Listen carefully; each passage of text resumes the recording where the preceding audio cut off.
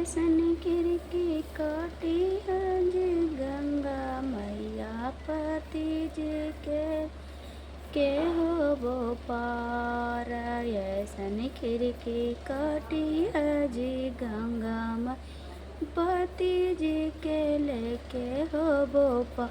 हरा मीठी बोलिया बोली आज गंगा माई पति जी के करी है जय जय का।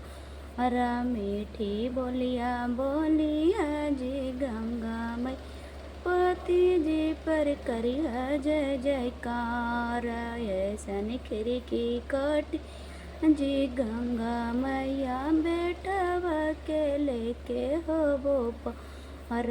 ऐसन खिड़की काटी है जी गंगा मैया पोतवा के लेके हो वो पार। मीठी बोली है जी गंगा मैया बेटवा पर करी है जय जयकार। मीठी बोलिया यहाँ जी गंगा मैया पोतवा पर करी है जय जयकार। ऐसन खिड़की काटी है जी गंगा मैया दामादा के लेके हो पार। ऐसन खिड़की काटी है जी गंगा मैया दामादा के लेके हो पार। मीठी बोलिया बोली है जी गंगा दामादा पर करी है जय जयकार। मीठी बोलिया बोलिया जी गंगा मैया दामादा